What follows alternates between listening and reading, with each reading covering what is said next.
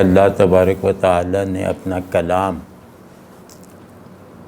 جس قوم کی طرف اور جس قوم کی زبان میں بھیجا، وہ قوم دنیا کے تہذیبی جغرافیے میں، دنیا کے علمی نقشے میں، دنیا کو چلانے والے پاور اسٹرکچرز میں کہیں موجود ہی نہیں تھی۔ معدوم قوم تھی عرب، مطلب رومنوں کے زیر نگیں تھی، اور رومن بھی اس سے باج اور خراج لینا بھول گئے تھے۔ کچھ ہوتا ہی نہیں تھا تو باج اور خراج کہاں سے لیں؟ تو مطلب یہ کہ دنیا کے نقشے پہ ان کا وجود دھبے سے زیادہ کوئی حیثیت نہیں رکھتا تھا، لیکن اللہ نے اپنا آخری عالمگیر پیغام، اپنا آخری کلام، اپنا آخری رسول صلی اللہ علیہ وسلم اور دنیا پہ غالب آنے کی اخلاقی اور ایمانی اور سماجی قوتیں رکھنے والی اپنی منتخب جماعت ان میں سے اٹھائی، ان میں اتارا اپنا کلام، ان سے اٹھایا اپنا رسول صلی اللہ علیہ وسلم، اور پھر انہی کو ایک جماعت کی شکل دی جو اظہار دین کی، یعنی دین کے عالمگیر غلبے کے لیے درکار تمام ساز و سامان سے محروم اور تمام صلاحیتوں سے مالا مال تھے۔ تو اس کا بڑا سبب کیا تھا؟ اس کا بڑا سبب یہ تھا کہ عرب زبان کے ساتھ تعلق میں جو اپنی تاریخ اور تہذیب اور نفسیات رکھتے تھے، اس کی کوئی نظیر کسی تہذیب میں نہیں ہے، کسی قوم میں نہیں ہے۔ یعنی وہ اپنی زبان کو اتنا پالش کر چکے تھے، لفظ کے ساتھ مناسبت کی تمام قسموں پر اس درجہ حاوی ہو چکے تھے، بلکہ یوں کہنا چاہیے کہ صحرائی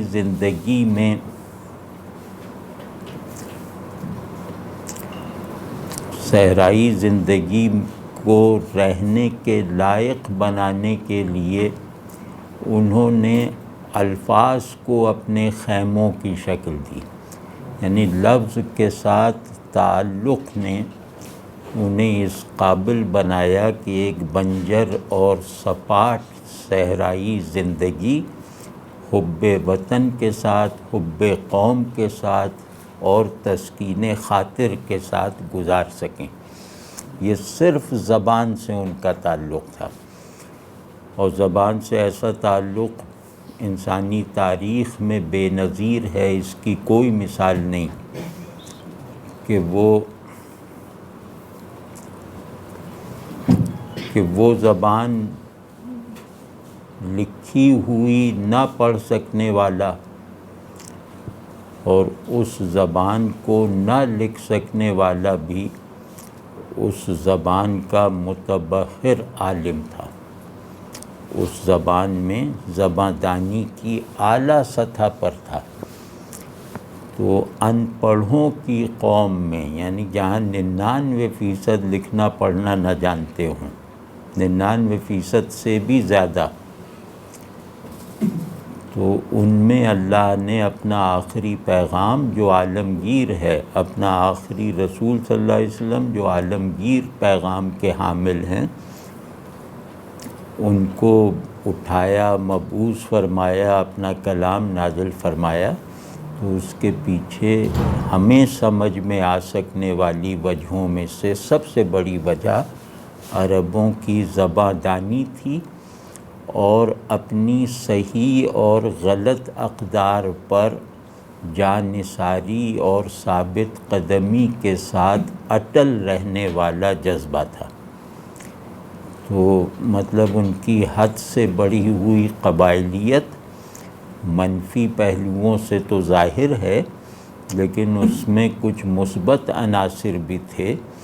وہ ان مثبت عناصر پر بھی ہر قیمت پر، جان کی قیمت پہ، مال کی قیمت پہ ثابت قدم رہنے کی عادت رکھتے تھے۔ پھر تو یہ کہ لفظ سے گویا ایک حیاتیاتی درجے کا تعلق پیدا کر لینا، یعنی ایک ہر عرب جاہلی ایسا تھا کہ اس کے لیے ہر شے لفظ پہلے تھی، شے بعد میں تھی، تو وہ ایک شے کے اتنے نام رکھ دیتا تھا کہ اس شے کو دیکھنے میں تنوع اور رنگا رنگی پیدا ہو جائے، تاکہ زندگی اپنے سپاٹ مظاہر کے ساتھ پورے تہذیبی نفس کو ڈپریس نہ کر دے۔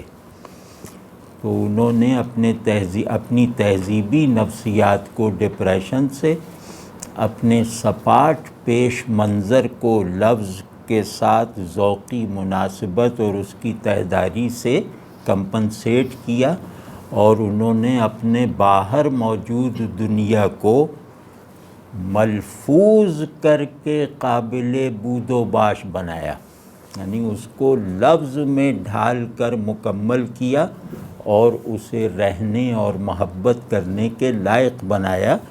تو عرب صحرا میں کم رہتے تھے، صحرا کے لفظ میں زیادہ رہتے تھے۔ عرب گھوڑوں کا استبل بعد میں رکھتے تھے، گھوڑوں کے اسما کے ساتھ مناسبت اور ان اسما، ان ناؤنز کے ذریعے سے گھوڑوں کے ساتھ ایک ویریفائڈ لیئرز رکھنے والا تعلق پہلے رکھتے تھے۔ تو ان کے لیے چیز کا نام چیز کے وجود سے زیادہ مکمل اور بامعنی تھا۔ تو ایسی قوم ظاہر ہے کہ خدا کے کلام کی مخاطب بننے کی نیچرل اہلیت رکھتی ہے، جس کے لیے لفظ اپنے تمام مفاہیم سے، اپنے تمام مصداقات سے زیادہ ہو۔ زباں دانی کسے کہتے ہیں؟ کہ آپ کے لیے چیز کا نام چیز سے زیادہ مکمل ہو جائے۔ جب تک یہ درجہ نہیں آئے گا، آپ زباں داں اور لفظ شناس نہیں ہیں۔ واضح ہے یہ بات؟ تو اس پورے ماحول میں، اس سیاق و سباق میں قرآن اترا ہے، کیونکہ اللہ کو ان کے اخلاقی وجود پر اعتماد نہیں تھا، لیکن ان کے وجود کی اس صلاحیت پر اعتماد تھا، کیونکہ اللہ ہی کی اسکیم سے یہ قوم ایسی بنی تھی کہ ان پر میرا کلام بے اثر نہیں جائے گا۔ یہ حالت یقین میں ہوں تب بھی یہ کلام ان پر اثر کرے گا، اور یہ اگر حالت انکار میں بھی ہوں تب بھی ان کا کلام، میرا کلام ان پر مؤثر رہے گا۔ تو آپ دیکھیں، کافر و مومن کلام الہی کی تاثیر کے تحت آنے والا مزاج یکساں درجے پہ رکھتے تھے۔ کافر اس کلام کی سماعت سے بھاگتے تھے کیونکہ اس کی تاثیر ان پہ مرتب ہوتی تھی، اور مومن اس کلام کی سماعت کی طرف لپکتے تھے کیونکہ وہی تاثیر وہ ان کے اندر قبولیت رکھتی تھی۔ تو ہم جو اپنی سی کوشش کر رہے ہیں، اس کے پیچھے اصل مقصد یہی ہے کہ ہم جو زبان بھی جانتے ہیں اس کے ساتھ ایک زباں دانی کے اعلیٰ ذوق کا حامل تعلق پیدا کریں۔ ہم لفظ کے ساتھ مناسبت کی بلند سطحوں سے مانوس ہو جانے والا ذہن حاصل کریں۔ ہم لفظ کے اندر موجود لفظ کے اندر سے ابلنے والے تاثیر کے دھاروں کو اپنے قلب میں محسوس کرنا، اس سے اپنے دل کو شرابور کرنا سیکھیں، تاکہ ہم جو اصل الکلام ہے اس کا مخاطب ہونا کوالیفائی کر جائیں، تاکہ ہم دنیائے ذکر کے اچھے شہری بن جائیں، تاکہ ہم احوال ذکر کے مفاہیم ذکر سے آگے بڑھ کر حامل بن جائیں، تو تاکہ ہم ذکر کا، خدائی کلمات کا مخاطب بننے، سامع بننے، قاری بننے کا حق اپنے پورے وجود کے ساتھ ادا کر سکیں۔ ذوق کسے کہتے ہیں؟ کہ ذہن ترقی کر کے وجود بن جائے، اس کو کہتے ہیں ذوق۔ ٹھیک ہے؟ تو فہم، کسی کلام کا فہم ایسی تاثیر پیدا کر لے کہ وہ میرے وجود کو نئے سرے سے کنڈیشن کر دے، اس میرے وجود کے در و بست کو بدل ڈالے، اس پر اثر انداز ہو، تو یہ ہے ذوق۔ تو ذوق لفظ فہم معنی سے بڑی صلاحیت ہے۔ فہم معنی پر اعتبار نہیں ہوتا، ذوق لفظ پر اعتبار کرنے یا نہ کرنے کا سوال پیش نہیں آتا۔ ٹھیک ہے؟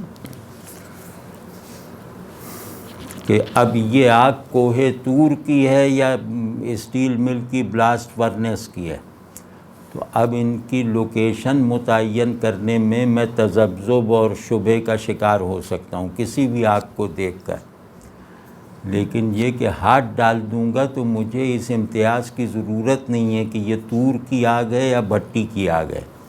آپ سمجھیں نا آگ، تو لفظ کو چھو لینا معنی کو مفہوم کرنے سے بڑا بڑا بڑا بڑا درجہ رکھتا ہے۔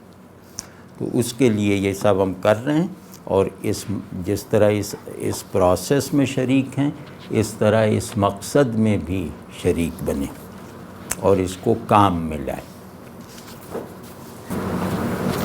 اب وہ جیسے فرید الدین عطار کا پننامہ شروع ہوتا ہے، شعر میں ہے کہ حمد بے حد آن خدائے پاک را، آن کے ایماں داد مشت خاک را۔ تو یہاں حمد کے ایسے معنی گویا آدمی چکھ لیتا ہے جو لغتوں میں پڑھ نہیں سکتا، جو لغتوں سے اخذ نہیں کر سکتا، کہ حمد بے حد، حمد بے حد۔ اب اس میں ایک عجیب استادی اور وہ ہے کہ حمد میں سے میم نکال دیں تو حد بچتا ہے نا، تو وہ کہتے ہیں کہ ایسی حمد جو اپنے کرافٹ میں مکمل ہو، لیکن کرافٹ میں مکمل ہونے کے باوجود اس کی تحدید نہ کی جا سکے۔ تو اب جس کو مثال کے طور پہ اس زاویے سے اس فریز کا ذائقہ محسوس ہو گیا، جب وہ الحمدللہ رب العالمین کہے گا تو اس شعر سے حاصل ہونے والا ذوق الحمدللہ رب العالمین سے قلبی اور وجودی اور ذہنی تعلق پیدا کرنے میں معاون ثابت ہوگا یا نہیں؟ آنکہ ایماں داد مشت خاک را، کہ ایماں غیب کا کانٹینٹ ہے، مشت خاک جو ہے وہ اس میں کوئی چیز خفا والی ہے ہی نہیں۔ خاک کہتے ہی یہ ہیں اسے ہیں جس کا باطن نہ ہو، جو ظاہر ہی ظاہر ہو۔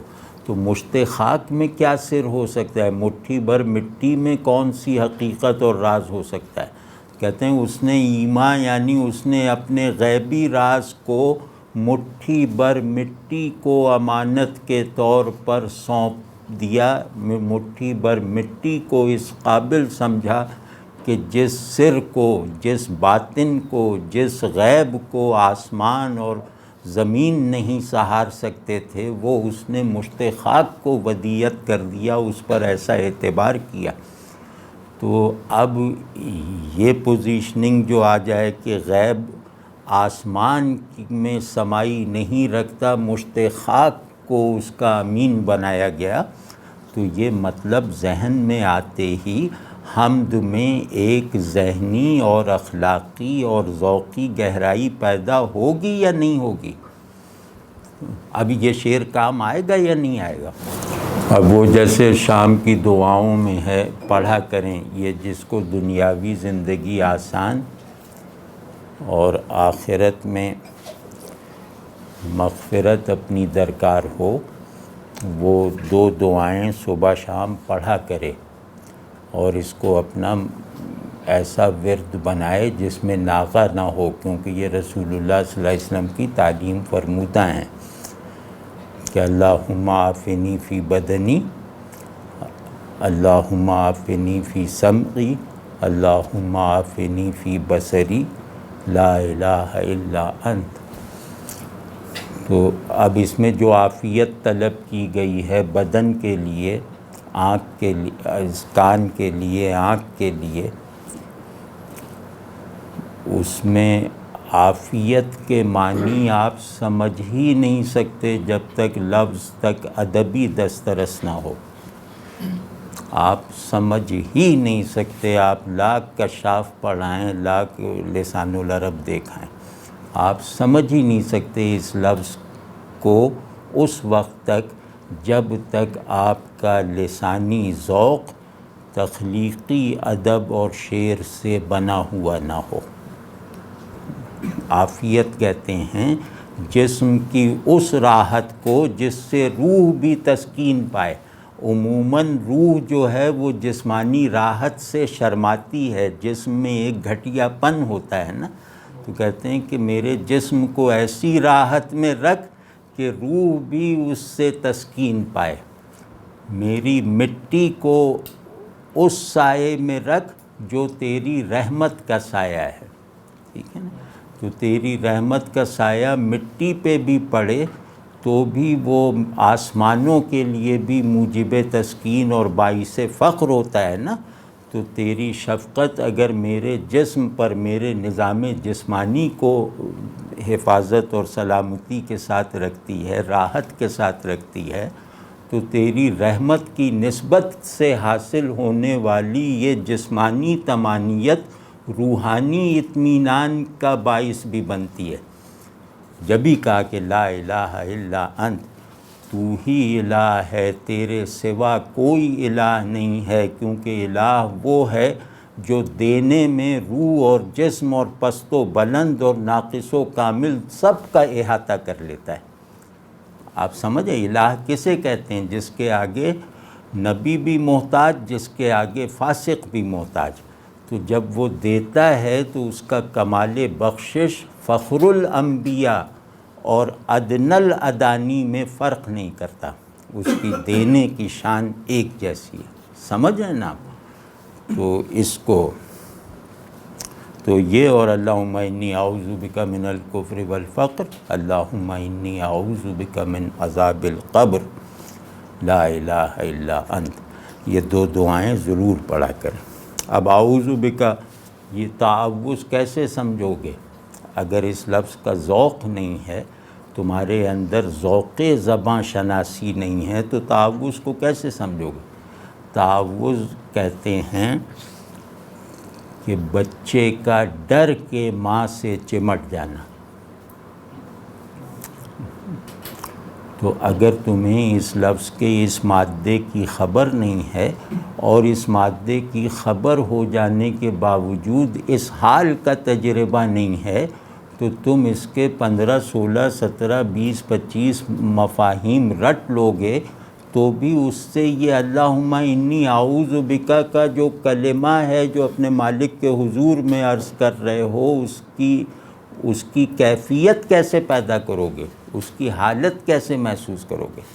تو ایک آدمی ڈر کے مالک الملک سے، رحمان و رحیم سے کی طرف لپک رہا ہے، اس کی پناہ رحمت میں کی طرف بھاگ رہا ہے اور بھاگنے کا حال نہیں رکھتا، لپکنے کی حالت نہیں رکھتا، تو یہ سب ڈرامہ ہے، اداکاری ہے، رسم ہے، میکینیکل ہے، عادت ہے اور بالکل بے تاثیر ہے۔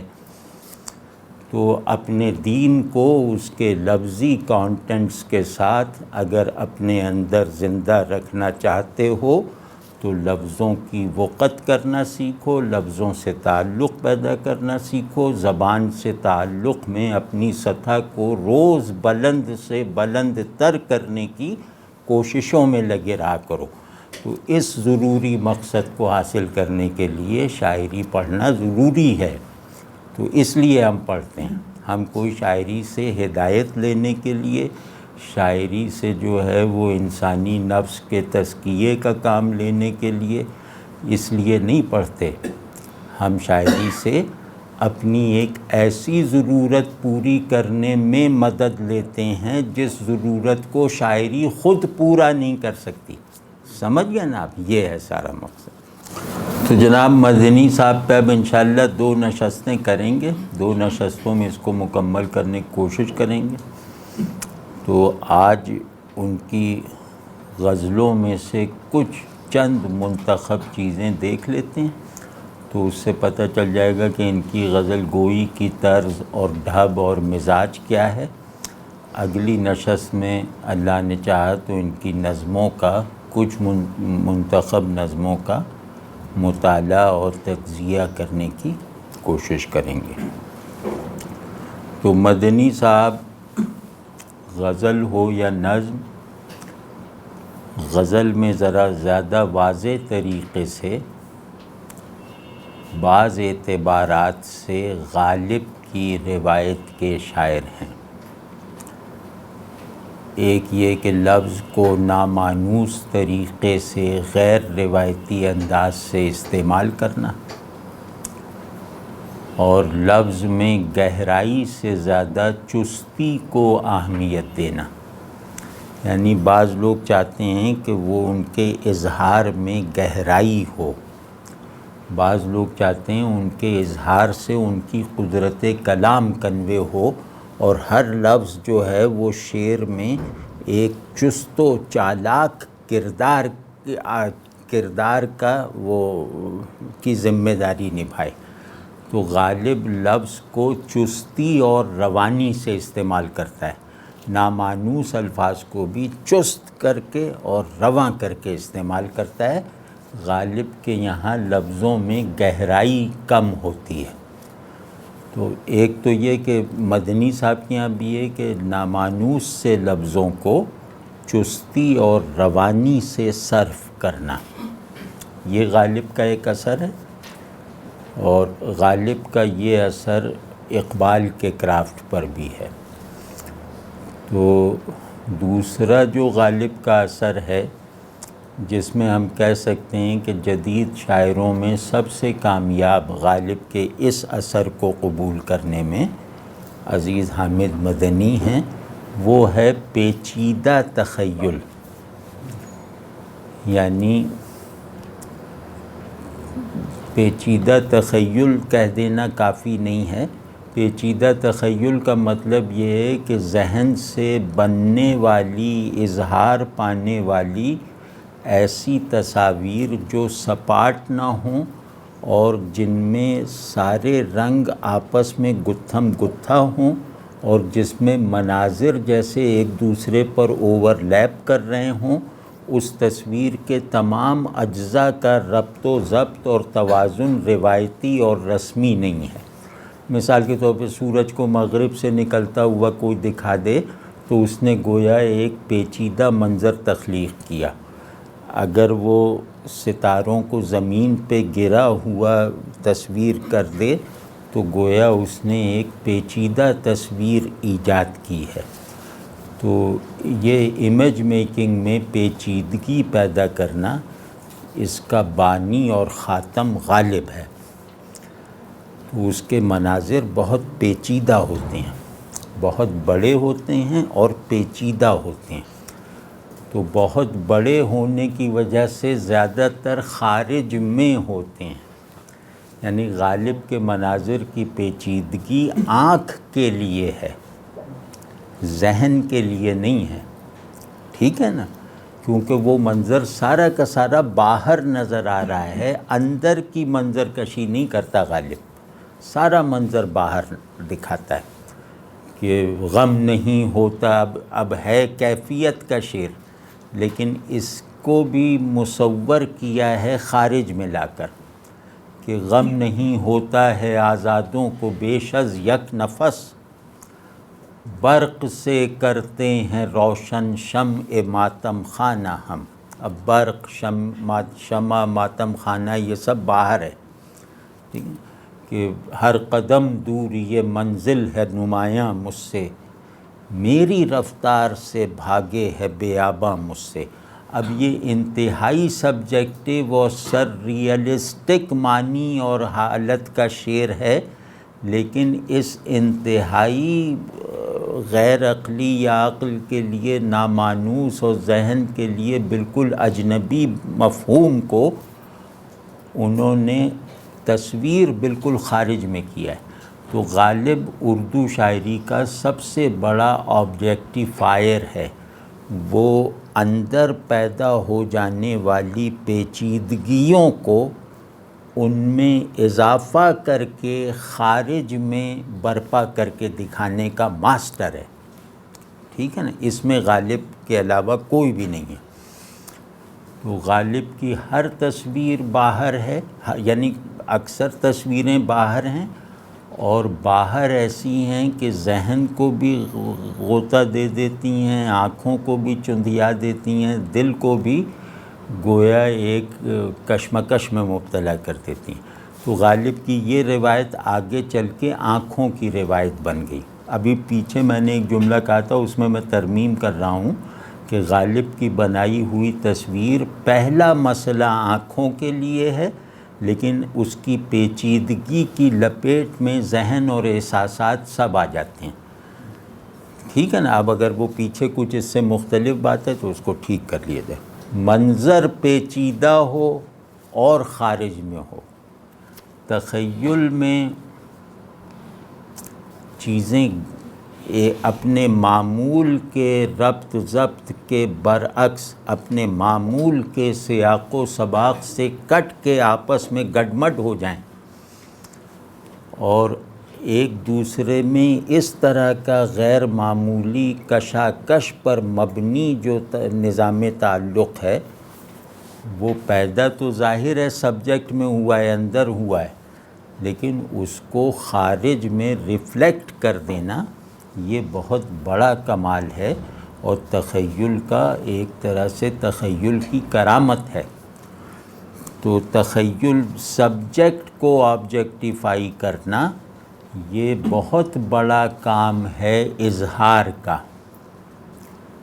جیسے ادراک کا سب سے بڑا کام کیا ہے کہ آبجیکٹ کو سبجیکٹیوائز کرنا، یہ ادراک کا کمال ہے، اور اظہار کا کمال ہے سبجیکٹ کو آبجیکٹیوائز کرنا، اندر کو باہر بنا دینا، یہ اظہار کا کمال ہے، باہر کو اندر بنا لینا یہ ادراک کا کمال ہے، ٹھیک ہے نا۔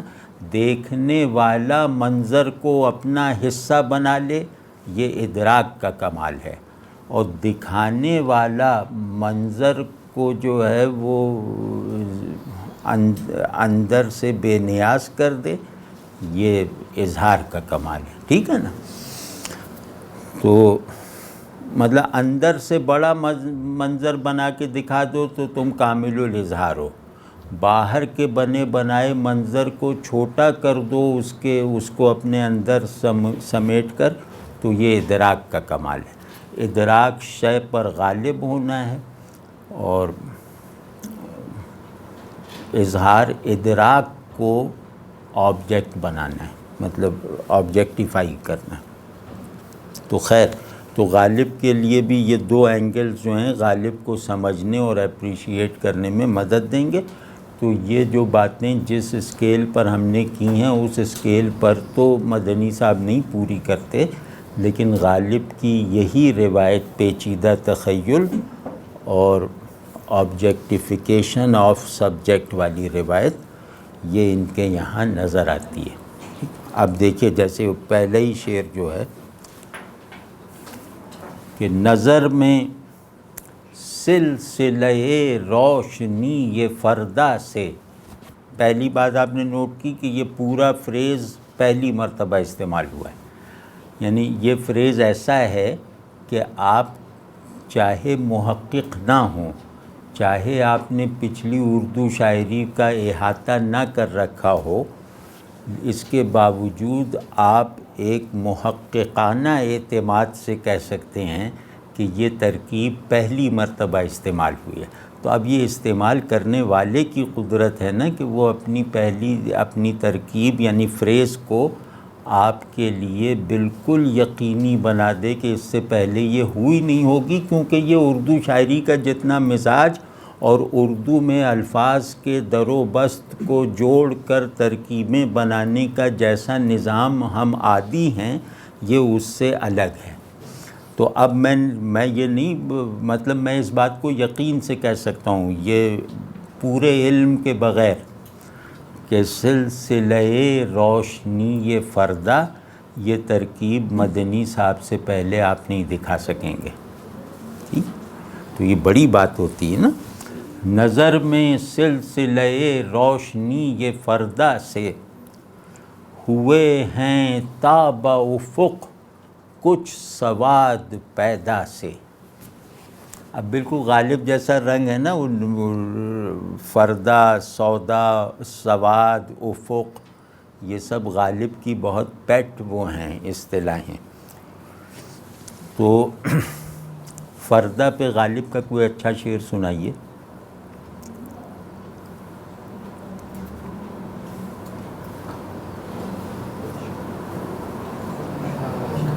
فردہ و دی کا تفریقہ یک بار میں کیا یک بار اٹھ گیا، ہاں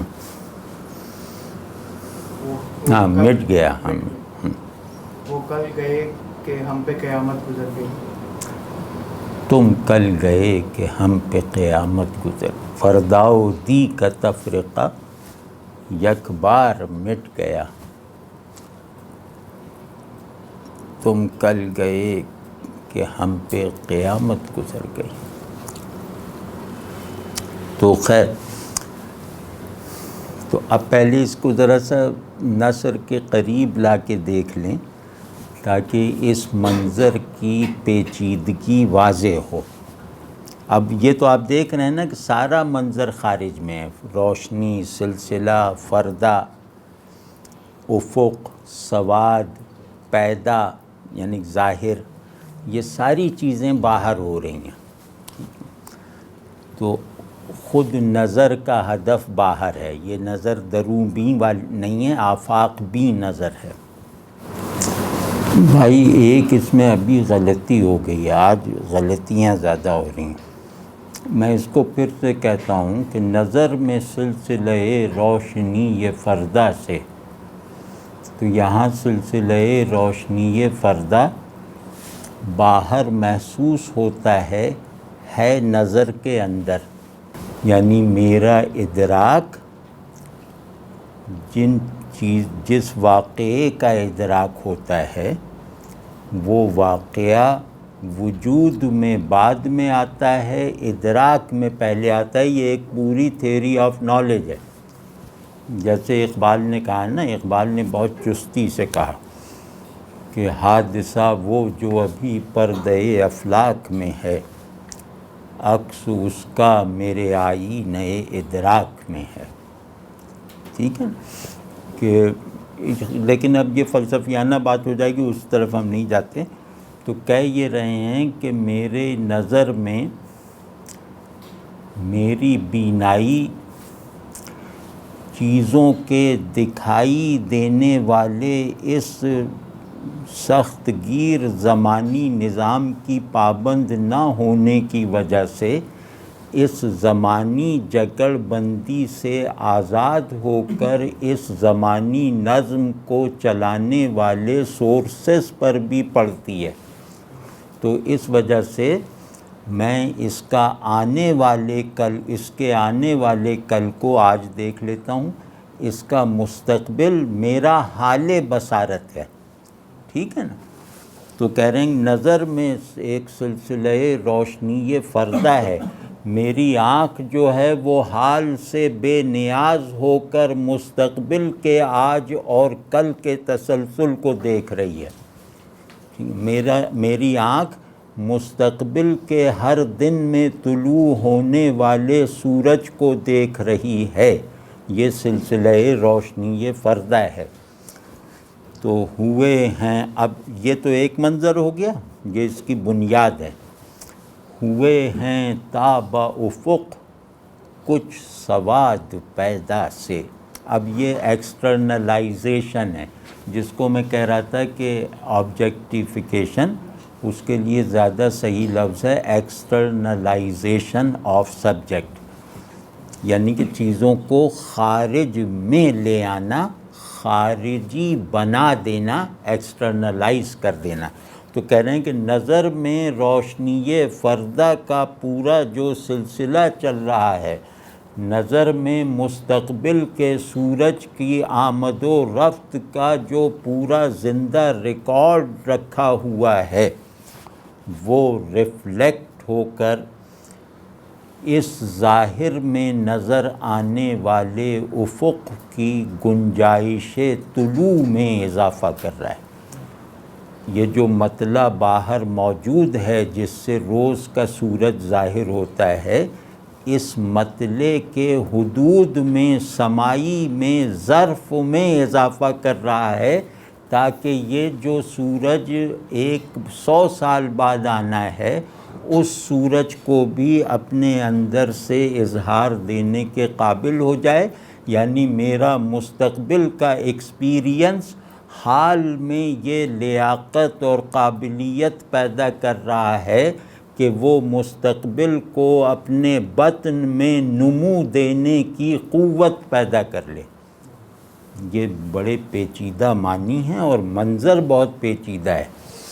وہ یہ کہ ہوئے ہیں تاب افق کچھ سواد پیدا سے. اس میں سب سے زیادہ مشکل لفظ ہے سواد. سواد کا معنی کسی کو آتا ہے؟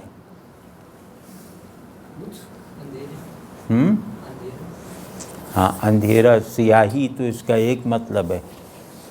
یگانہ چنگیزی کا ایک شعر ہے،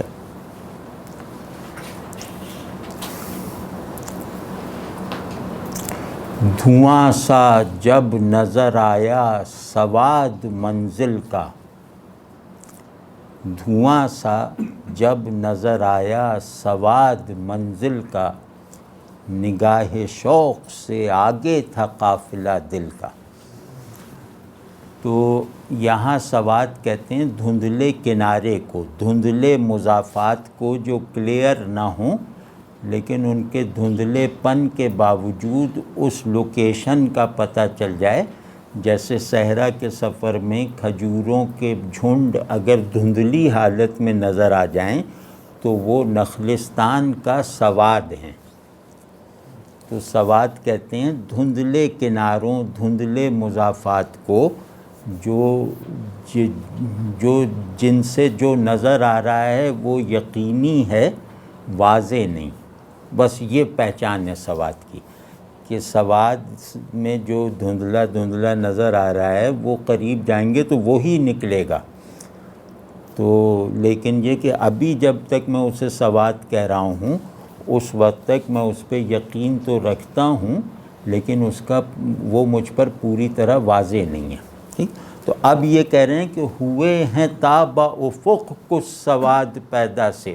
میرے نفس میں جو مستقبل چمک دمک کے ساتھ اور تسلسل کے ساتھ موجود ہے، اس کے ایکسپریشن سے، اس کے جزوی اظہار سے، اس کے خود بخود ظاہر ہو جانے کے عمل سے، یہ جو سامنے مشرق ہے، افق جو ہے، اس میرے مجھ سے اور اس افق تک کئی نئے آفاق بن رہے ہیں، کئی نئے آفاق ڈھل رہے ہیں. اب آپ سمجھے کتنا پیچیدہ منظر ہے کہ آپ مشرق یا مغرب کی طرف مشرق کی طرف دیکھ رہے ہیں اور دیکھنے میں یہ بھی دیکھ رہے ہیں کہ آپ میں اور اس مشرق ارضی کے بیچ میں کچھ نئے مشرق جنم لے رہے ہیں، کچھ نئے مشرق بننے کے پروسیس میں ہیں.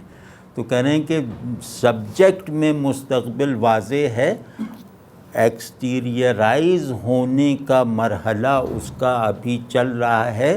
اس وقت کا انتظار کرو جب ٹائم آرڈر چیزوں سے نہ ریفلیکٹ ہو بلکہ مجھ سے ظاہر ہو. یعنی ٹائم آرڈر میرے نظام ادراک کے مطابق چلے، اشیاء کے نظام اظہار کے تحت نہ رہے. یہ ہے اس شعر کا مضمون. لیکن اس کو دیکھنے کی کوشش کریں. یہ خود لفظ ہی اگر ذہن میں آ جائے، یہ فقرہ ہی اگر ہم اون کر لیں تو بڑی رفت پیدا ہو جاتی ہے کہ میرے اور اس مشرق کے بیچ میں کتنے انجانے اندیکھے مشرق بننے کے عمل میں ہیں. تو کتنا خوبصورت ہے. اور خوبصورتی کائنات پر اثر انداز ہو سکنے والے معنی اگر پیدا کرتی ہو تو یہ بہت بڑی انسانی ضرورت ہے. یعنی انسان کی سب سے بڑی کامیابیوں میں سے ایک کامیابی یہ ہے کہ حسن اور حق کا جوڑ دریافت ہو جائے. یہ سب سے بڑی کامیابیوں میں سے ایک کامیابی ہے.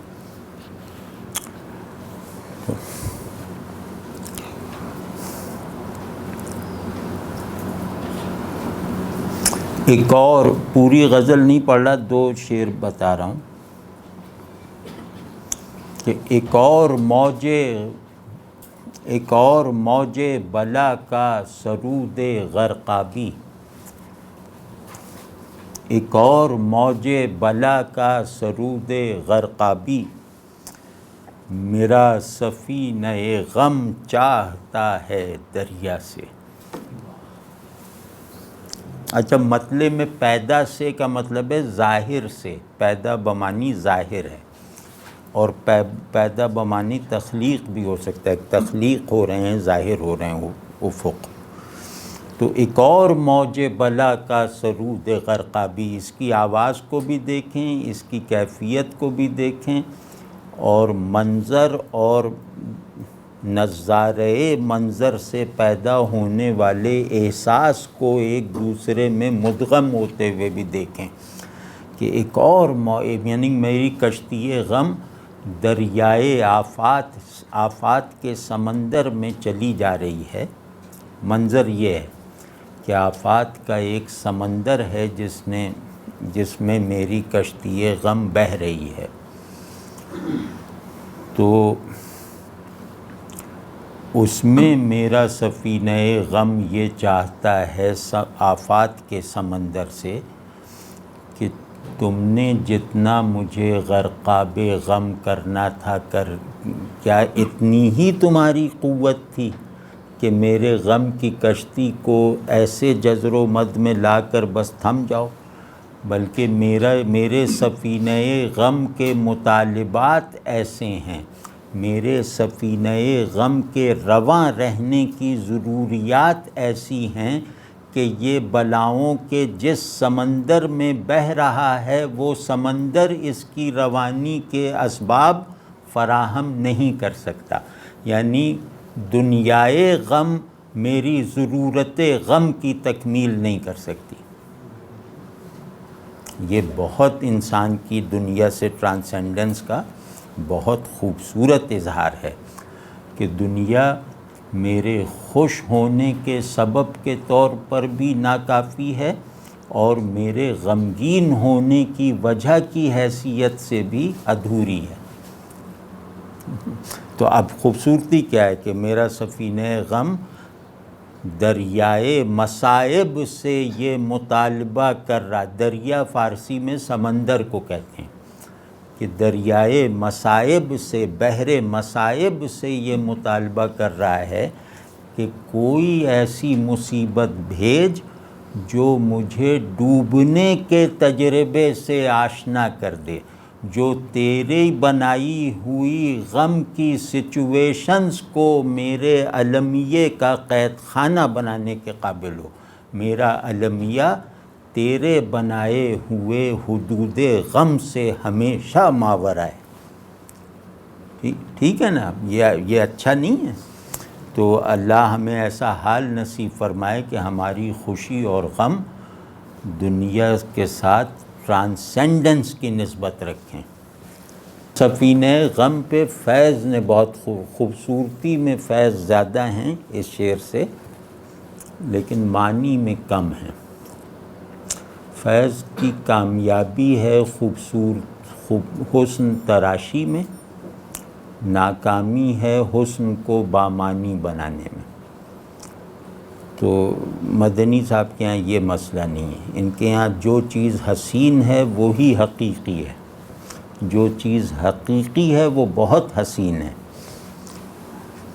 تو وہ جب وہ ہے نا کہ کہیں تو جا کے رکے گا سفینہ غم دل، کہیں تو ہوگا شب سست موج کا ساحل، یہ بہت خوبصورت ہے، لیکن یہ کہ معنی میں اس سے بہت کم۔ یہ مشہور غزل ہے، اس کے کچھ شعر سن لیجیے۔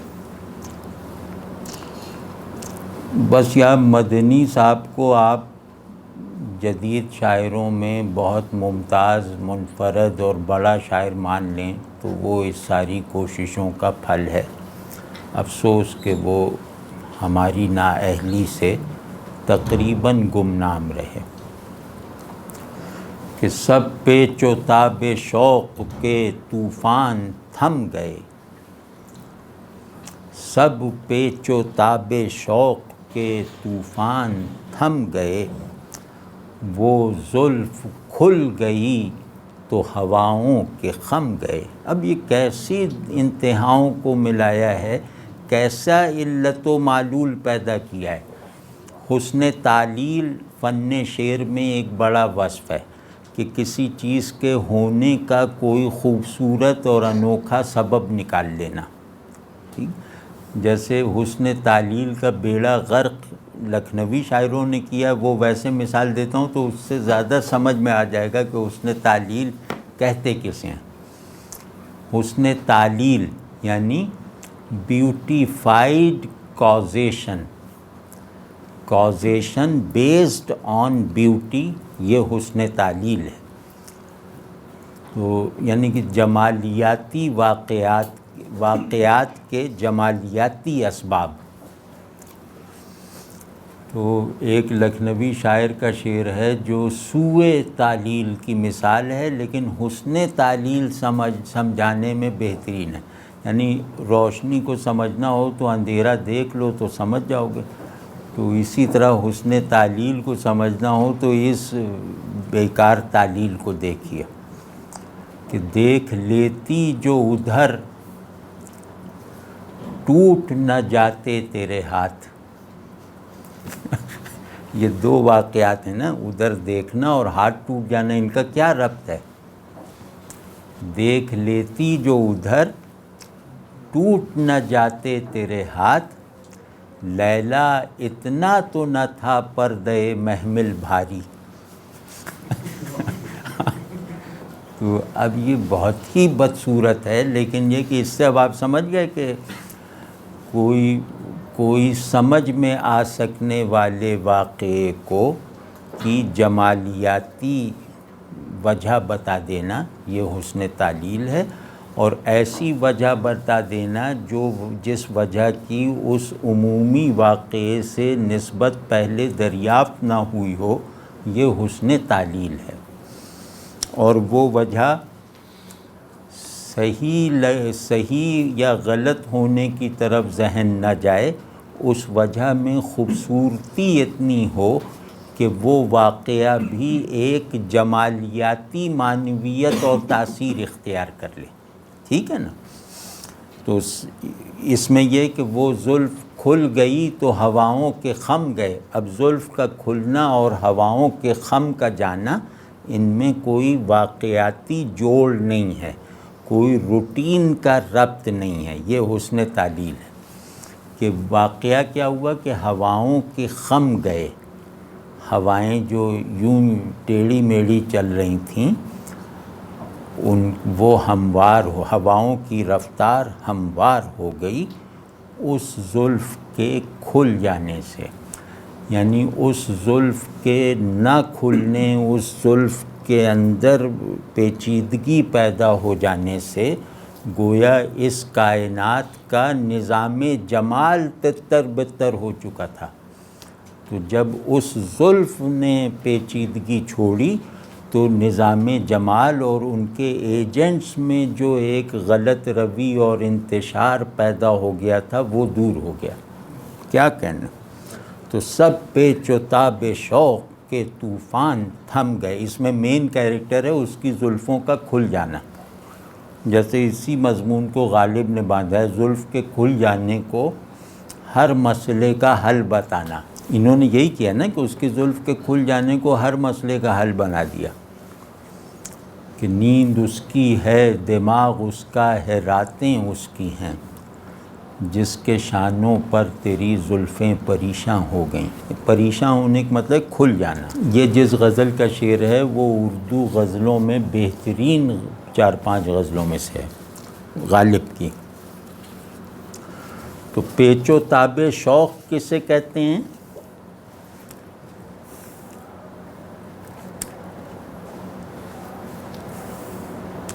عشق میں فراق وصال پر غالب رہے تو عشق کی کیفیت پیچ و تاب ہے.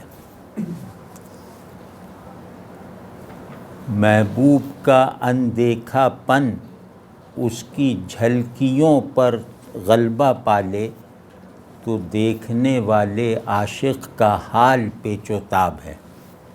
ٹھیک ہے کہ تھوڑا دیکھا بہت نہیں دیکھا، کچھ دیکھا سارا نہیں دیکھا، تو اس کے نتیجے میں جو حالت پیدا ہوگی اسے پیچ و تاب کہتے ہیں. کوڑھنا اور کوشش کرنا، مایوسی، جذبے اور جد و جہد کو اگر آپ کسی پوائنٹ پہ جمع کر سکیں ان متضاد عناصر کو تو ان متضاد کہہ رہے ہیں. شوق کسے کہتے ہیں؟ شوق ملاقات کو. شوق کا مطلب یہ ہے کہ تجھے دیکھ لیا ہے اور پورا دیکھنے کی آرزو ہے، یا تجھے ایک بار دیکھ لیا ہے دوبارہ دیکھنا ہی اب متاع زندگی ہے، اب مقصد حیات ہے. تو اس کو شوق کہتے ہیں. شوق کہتے ہیں اس یکسوئی کو جس میں ذہن سواری ہو اور قلب سوار ہو. ٹھیک ہے، جس میں ذہن کارکن ہو اور قلب اس یکسوئی کا مینیجر ہو، اس کو کہتے ہیں شوق. تو کہہ رہے ہیں کہ میرے شوق کے پیچ و تاب کا جو ایک زور تھا وہ تیری زلف کے کھل جانے سے ٹوٹ گیا. یعنی میرے اندر کی دنیا کا نظام تیرے زلف کے کھل جانے سے ٹھیک ہو گیا اور باہر کی دنیا کا نظام بھی تیری زلف کے کھل جانے سے درست ہو گیا. یہ ہے اس شعر کا مضمون. سمجھ رہے ہیں ہوا کو کتنی خوبصورت فریز ہے. یہ بھی شاید آپ نہ دکھا سکیں. ہواؤں کے خم گئے. ہواؤں کے خم کا مطلب ہے کہ دنیا ایک طوفان زدہ دنیا تھی جس میں ہوائیں یوں چل کے گویا وہ منظر پیش کر رہی تھیں جیسے سمندر میں طغیانی آئی ہوئی ہو. تو ساری دنیا ایک طغیانی کی زد میں تھی. ہواؤں کے چلنے کا، جھکڑوں کے چلنے کا انداز ایسا تھا جیسے سمندر میں طغیانی آ جانے کا منظر ہوتا ہے. تو پوری دنیا ایک طغیانیے علم کا شکار تھی، ایک انتشار نارسائی میں مبتلا تھی. لیکن تو نے جیسے ہی زلفیں کھول لیں ویسے ہی اندر اور باہر دونوں دنیاؤں کا جمالیاتی آرڈر درست ہو گیا.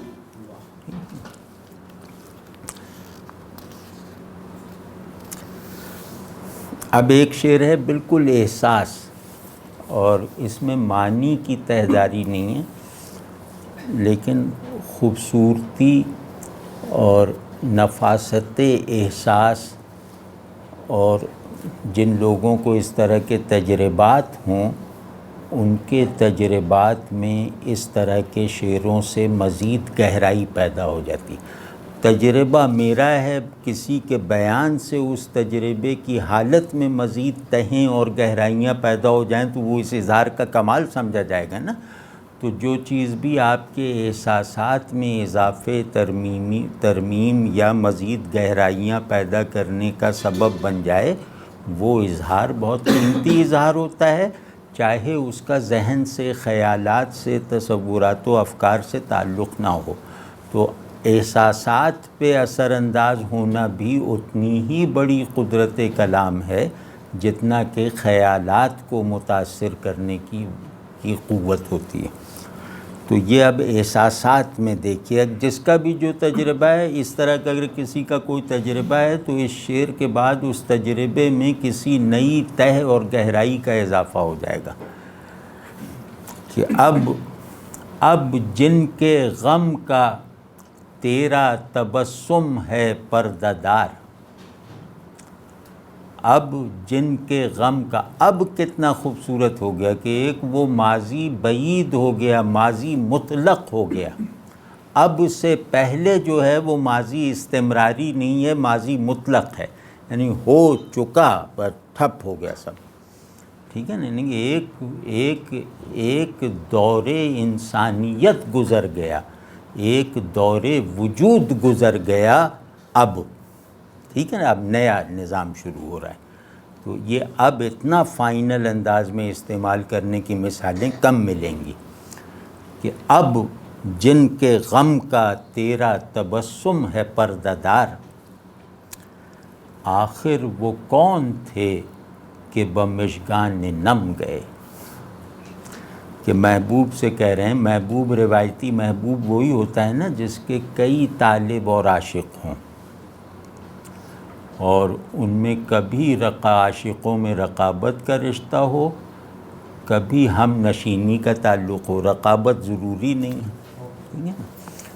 تو کہہ رہے ہیں کہ کچھ ایسے سچے عاشق اے محبوب تیری مجلس سے مایوس ہو کر اٹھ کے چلے گئے، جن کے جانے سے گویا عشق کا پورا نظام متزلزل ہو گیا، جن کے جانے سے دل اور جمال کے درمیان تعلق کی بہتری اقدار مجروح اور متاثر ہو گئیں۔ یہ کہہ رہا ہوں کہ بالکل نیا فیز شروع ہو گیا ہے۔ تو جن کے جانے سے تیری مجلس جمال اور حاضرین کی استعداد عشق بدل کر رہ گئی، تو جب وہ جا رہے تھے تو نے انہیں بے التفاتی، بے مروتی، بے پروائی، بے نیازی سے رخصت ہونے دیا۔ تو اس وقت نہ سمجھ سکا کہ ان کے جانے سے تیرے جمال اور اس جمال سے بننے والے کیریکٹرز بلڈ کرنے کے نظام میں ایک رخنہ آ جائے گا، تو اس کا پیشگی اندازہ نہ لگا سکا۔ تو اب جب جا کے ان کے جانے کے زمانوں بعد تجھے یہ ادراک اور ریئلائزیشن ہوئی کہ اب میں ویسا محبوب نہیں رہا اور یہ ویسے عاشق نہیں ہے۔ یعنی عاشق اگر نہ ہونا تو محبوب بننا ناممکن ہے۔ تو عاشق کی سطح سے محبوب کا درجہ متعین ہوتا ہے، سمجھیں نا؟ تو عاشق گھٹیا ہوگا تو محبوب بھی گھٹیا ہوگا، عاشق اچھا ہوگا بلند ہوگا تو محبوب۔ تو کہہ رہے ہیں کہ وہ ایسے عاشق تھے کہ جن کے جانے سے تیرا مرتبہ محبوبیت نیچے گر گیا، اور تجھے اب احساس ہوا تو اب تو ان کی یاد میں غمگین ہے، لیکن تیرا غم اتنا بڑا ہے کہ آنسوؤں سے ظاہر نہیں ہو سکتا، تو مسکرا کے اس غم کو ظاہر کر رہا ہے۔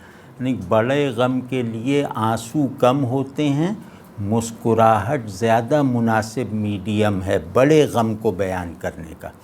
تو یہ غم اتنا شدید ہے کہ تو اپنی مسکراہٹ سے اسے چھپا اور دکھا رہا ہے۔ پردہ داری کہتے ہیں اس طرح چھپانا کہ یہ پتہ چل جائے کہ آپ کیا چھپا رہے ہیں، ٹھیک ہے نا؟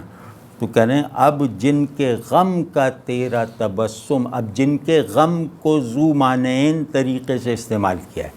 اس کا مطلب یہ ہے کہ وہ جانے والے جس غم میں اٹھ کر چلے گئے تھے وہ غم بھی، وہ بھی ہے اس میں شامل، اور یہ کہ جن کے جانے کا تجھے غم ہے، یہ بھی دونوں معنی اس میں شامل ہیں، دونوں میں سے کسی کی نفی کرنے کی ضرورت نہیں ہے۔ تو کہہ رہے ہیں جن کے غم کا اب تیری مسکراہٹ پردہ دار ہے، یعنی اسے چھپا بھی رہی ہے اور دکھا بھی رہی ہے۔ آخر وہ کون تھے؟ وہ اتنی پرانی بات ہو گئی ہے کہ میں نے تو جب سے میں نے اس مجلس میں آنا شروع کیا ہے، جب سے میں اس جمال و عشق کا باشندہ بنا ہوں، اس کی تاریخ میں تو میں نے انہیں نہیں دیکھا، کیونکہ ایسے لوگ اس گھٹیا نظام کا حصہ ہو ہی نہیں سکتے۔ تو آخر وہ کون تھے کہ بمشگان نم گئے؟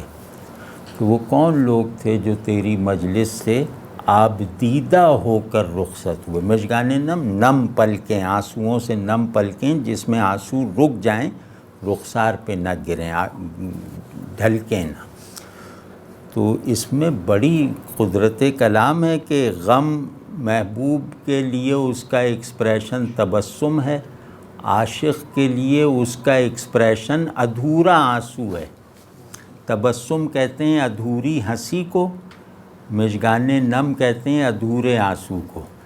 تو عاشق کا المیہ ادھورے آنسو میں ہے، محبوب کا المیہ ادھوری مسکراہٹ میں ہے۔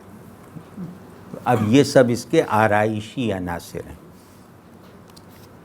تو ہاں، ایک شعر اس کا اور کیا کہنے، کیا دو شعر اور سن لیں کیونکہ اب اذان ہونے ہی والی ہے۔ یہ بڑی غزل ہے یہ۔ وحشت سی ایک لالے خونی کفن سے تھی،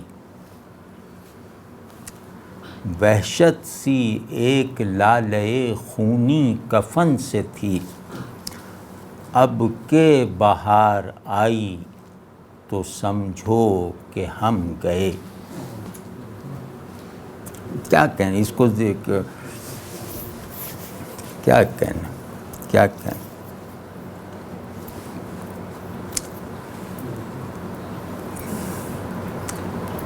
بہار کو مرگ کا استعارہ بنانا یہ بڑے کمال کی بات ہے۔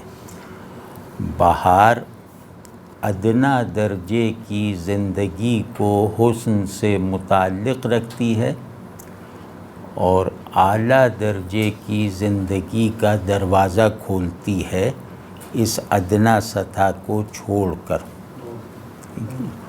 تو وہ کہہ رہے ہیں کہ میں نے وہ لالے خونی کفن کو جو دیکھا ہے، اس سے میرے ایک وحشت سی مجھ میں کنوے ہوئی، وحشت سی منتقل ہوئی۔ اس کا یہ مطلب نہیں کہ میں خون میں لتھڑے ہوئے گلے لالا کو دیکھ کے ڈر گیا یا بھاگ گیا۔ وحشت کرنے کا مطلب بھاگنا۔ تو کہہ رہے ہیں کہ میں نے لالے خونی کفن کو جو دیکھا تو اس سے میرے اندر وہ وحشت، وہ جنوں منتقل ہوا جو مرے بغیر تجربے میں نہیں آ سکتا۔ ٹھیک ہے نا؟ تو عشق جو ہے وہ محسوس ہو نہیں سکتا زندگی کے اس نظام حسیات میں۔ تو اسی وجہ سے عاشق کو مرنا محبوب ہوتا ہے تاکہ وہ ادراک عشق کی زیادہ مناسب منزلوں تک پہنچ جائے، ادراک حسن کے زیادہ بڑے اسکیلز پر داخل ہو جائے۔ تو کہنے کہ میں نے پچھلی بہار دیکھ رکھی ہے، تو اب اگر وہ بہار آ گئی، اب اگر بہار آ گئی میرے جیتے جی، ہمارے جیتے جی، تو سمجھو کہ ہم پھر نہیں رہیں گے۔ اب اس کے دونوں معنی ہیں، کفن کی رعایت سے لیں تو ہم بھی شہید جمال ہو جائیں گے، اور دوسری روایت یہ کہ ہم نہیں رہیں گے۔ ہم گئے کا مطلب یہ ہے کہ جن بنیادوں پر ہم خود کو ہم کہتے ہیں، تم ہمیں ہم سمجھتے ہو، ہم ہونے کی وہ بنیادیں ڈھہ جائیں گی اگر اب کے بہار آئی، یعنی اگر اب اس نے ہمیں پھر دکھایا تو اس نے خود کو ہمیں پھر سے دکھایا، تو پھر ہم نہیں رہیں گے۔ اسے تو کو دیکھنے کا طریقہ ہے من نہ رہنا. ٹھیک ہے، تو یہ ذرا جلدی میں کر رہے ہیں. ایسی یہ کتنا خوبصورت احساس ہے، اور اس احساس کی ہمیں کتنی ضرورت ہے. یہ آخری شعر ہے. ایسی کوئی خبر تو نہیں ساکنان شہر، ایسی کوئی خبر تو نہیں ساکنان شہر، دریا محبتوں کے جو بہتے تھے تھم گئے. تو اب ایک غریب ایک آ رہا ہے مدتوں بعد اپنے وطن، یا یہ کہ کوئی صحرا میں ہے، شہر سے باہر ہے، اس کے پاس شہر کے ساکن کچھ پہنچے. دونوں سچویشنز میں وہ یہ پوچھ رہا ہے کہ میں نے جب شہر چھوڑا تھا تو وہاں محبتوں کے دریا بہتے تھے، یعنی اس شہر میں وہ شہر گویا محبتوں کے سرچشمے سے سیراب تھا. تو اب ایسی تمہیں دیکھ کر ایک ڈر لگ گیا ہے، تو میں تمہیں دیکھنے سے جو مجھے فکر مندی ہوئی ہے اس کی وجہ سے پوچھ رہا ہوں کہ تم کوئی ایسی خبر یہ پھولے ہوئے سانس اور اجڑے ہوئے چہرے کے ساتھ تو نہیں لائے کہ اس شہر میں بہنے والے محبتوں کے دریا سوکھ گئے. بس اس کو اسی طرح اس پہ ایک شعر میرا ہے، وہ بھی بہانہ کر کے سنا دوں کہ وہ اس مضمون پہ. یہ کیا چیز تعمیر کرنے چلے ہو، یہ کیا چیز تعمیر کرنے چلے ہو، بنائے محبت کو ویران کر کے. تو یہ جناب غزل کا ہو گیا. اچھا، اگر وعدہ خلافی یا وعدہ خلافی کا عذر قبول فرمائیں تو اگلی نشست میں بھی غزلیں ہی دیکھیں گے. آج کم ہوئی ہیں تو اب 2 مزید کر لیں. یہ ڈیزرو کرتے ہیں کہ ہم ان پہ 8-10 سیٹنگز کر لیں، تو کم ہے.